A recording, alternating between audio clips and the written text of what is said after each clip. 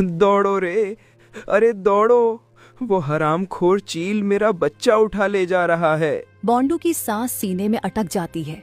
दिल इतनी जोर से धड़क रहा है जैसे बाहर निकल आएगा। गट्टू, ओ गट्टू, मेरे बच्चे को छोड़ दे चील। बाबा, बाबा, बचाओ। गट्टू के रोने की वो पतली सी आवाज बोंडू के कान में आग लगा देती है। अरे ऊपर देखो, चील है, बच्चा लेकर जा रहा है। डंडा उठाओ, आज इसे छोड़ना मत। भूखे चिल, आज मेरे बच्चे को हाथ लगाया है तूने, मैं तुझे नहीं छोड़ूंगा। हट जा कौवे, मेरे बच्चे भूखे हैं, आज ये मेरा शिकार है। तेरे बच्चे भूखे हैं तो मेरा बच्चा खा जाएगा क्या? छोड़ उसे, छोड़। तभी बोंडू कौवा चिल की ओर डंडा फेंकता है। वो डंडा जाके चिल को लगता है। छोड़ रहा हूं, ले पकड़। गट्टू। चिल गट्टू को छोड़ देता है। गट्टू गिरने लगता है। तभी बोंडू कौवा उड़कर जाता है और गट्टू को बचा लेता है। बाद में उड़कर वो एक डाल पर आकर बैठ जाते हैं। कुछ हुआ तो नहीं? बोल बेटा, बोल ना। डर लग रहा था बाबा, बहुत जोर से। चील उड़ते हुए ऊंचाई में गुम हो जाती है। हो, देख लिया सबने? मैं तो पहले ही कहती थी, जैसे ही ठंड बढ़ती है ये बच्चा चुराने वाले निकल पड़ते हैं। और तुम बोंडुआ हर वक्त गाली बकते रहो। बच्चों पर नजर रखनी होती है, वो तो याद ही नहीं रहता। चाची, अभी मूड मत खराब करो। आज अगर हाथ लग जाता ना तो इसके पंख गिन गिन के तोड़ता। तभी कजरी आगे आती है। उसकी आवाज शांत है पर भीतर आग और चिंता है। गुस्सा सही है बोंडू भैया, लेकिन गुस्से से बच्चे सुरक्षित नहीं होंगे, कह देती हूँ। ठंड बढ़ गई है और ऊपर वाले जंगल के शिकारी पंछियों के पेट में भूख की आग जल रही है। भूखे शिकारी किसी का भी बच्चा उठा लेंगे, देर नहीं करेंगे। चारों ओर खामोशी छा जाती है। हवा की सिसकारी सुनाई देती है।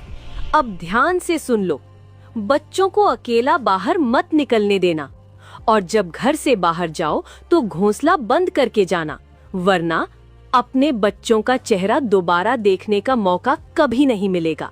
हाँ, अकल आई सबको। मेरी बात सुन ली होती तो ये नौबत नहीं आती। मेरे बच्चे को उठाया है उसने, फिर से आया ना तो जिंदा नहीं जाने दूंगा। अब सब लोग अपने अपने घोंसले में चले जाते हैं। कजरी अपने बच्चों से कहती है, देखा तुम दोनों ने आज क्या हुआ? मम्मा, वो चील गट्टू को उठा कर ले गया था। अगर मुझे उठा कर ले गया तो क्या करोगी मम्मा? मैं तुम्हारे बिना नहीं रह सकूंगा चिंकू, मैं तुम्हें खोना नहीं चाहूंगा। इसीलिए तो कहती हूँ कि कुछ दिनों तक हमें सावधान रहने की जरूरत है। अगर तुम दोनों को चिल चुरा कर ले गया तो मैं तो जिंदा ही मर जाऊंगी। दूसरी तरफ बोंडू कौवा अपने बेटे को डांटते हुए कह रहा है, अबे गट्टू, कितनी बार बोला है घोंसले से बाहर मत जाया कर, पर अपने बाबा की बात सुनता ही नहीं। तुझे चील के पंजों में देख मेरी तो जान ही निकल गई थी। बाबा, मैं तो बस बाहर झांक रहा था। बाहर झांक रहा था? तू बाहर नहीं झांक रहा था, सीधा चील की थाली में झांक रहा था, समझा?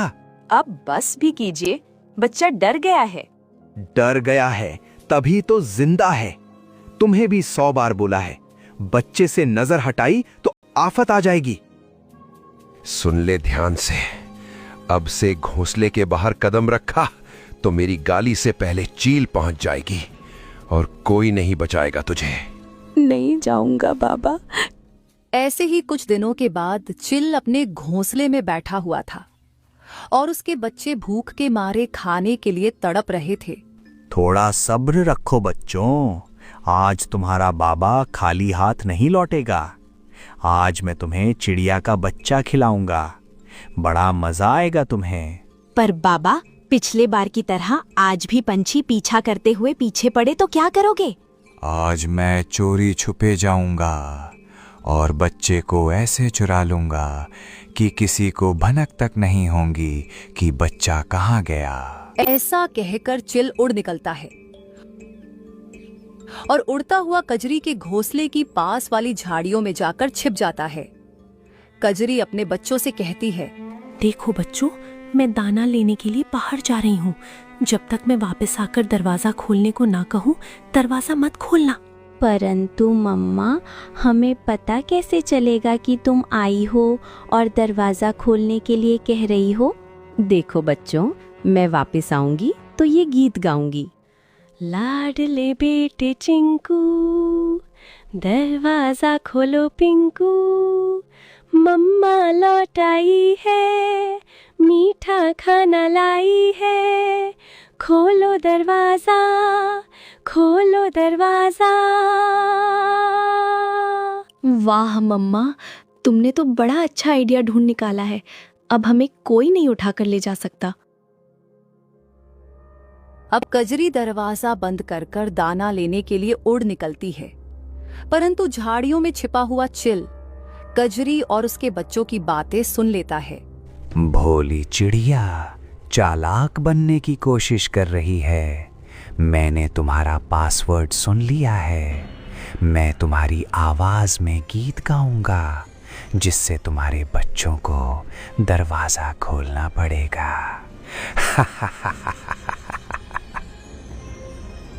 अब चिल चिड़िया के घोंसले के दरवाजे के बाहर खड़ा रहकर चिड़िया का गीत गाने लगता है। लाडले बेटे चिंकू, दरवाजा खोलो पिंकू, मम्मा लौट आई है, मीठा खाना लाई है, खोलो दरवाजा, खोलो दरवाजा। देखो भैया, मम्मा आ गई, वो वाला गीत गा रही है। जाओ जल्दी से दरवाजा खोलो। गीत तो वही है, परंतु आवाज क्यों बदली बदली सी लग रही है? ये हमारी मम्मा की आवाज नहीं है। परंतु गीत तो वही है। तुम नहीं खोलते तो मैं जाकर दरवाजा खोल देता हूँ। रुक जाओ चिंकू, गीत भले ही वही हो, परंतु आवाज किसी दूसरे की है। ऐसी फटी फटी आवाज हमारे मम्मा की नहीं है। तू तो बड़ा है, परंतु बिल्कुल डरपोक है। लगता है ठंड के कारण मम्मा की आवाज फटी फटी सी लग रही है। रुक जा, मैं जाकर दरवाजा खोलता हूँ। चिंकू जाकर घर का दरवाजा खोल देता है और बाहर देखता है तो वहाँ कोई नहीं है। वह वापस मुड़कर फिर से घर में जा रहा होता है। तभी दरवाजे के पीछे छिपा हुआ चिल अचानक बाहर आकर चिंकू को पकड़ लेता है। भैया बचाओ, तुम सही कह रहे थे, ये हमारे मम्मा नहीं है, ये तो चील है। बचाओ भैया, मुझे बचाओ। पिंकू कुछ करता उससे पहले चिल चिंकू को लेकर उड़ जाता है और उड़कर सीधे अपने घर पहुंच जाता है। लो बच्चों, तुम्हारे लिए मजेदार खाना। परंतु बाबा, ये तो छोटा है और एक ही है, और तुम क्या खाओगे बाबा? थोड़ा ज्यादा खाना लाते तो अच्छा था। तो ऐसा करो, इसको टोकरी में बंद कर कर रखो। मैं एक दो और बच्चों को उठाकर ले आता हूँ, फिर आज हम पार्टी करेंगे। ऐसा कहते हुए चिल फिर से उड़कर बच्चों की तलाश में निकल पड़ता है और वह सीधा उड़ता हुआ तोते के घर तक पहुंच जाता है। चिल घर में देखता है तो तोता का बच्चा खेल रहा था और उसके अलावा घर में कोई नहीं था। अरे वाह, आज तो किस्मत मेरे साथ है। बच्चा अकेला है, चलो उठाकर ले जाता हूँ। ऐसे कहते हुए चिल तोते के बच्चे को उठाकर ले जाता है और अपने घर पहुंचकर बच्चों से कहता है, लो बच्चों, एक और मजेदार खाना, इसको भी टोकरी में बंद कर दो। बाबा, आज तो हमारे लिए अच्छा दिन है। आज हमें अलग अलग खाना मिलेगा।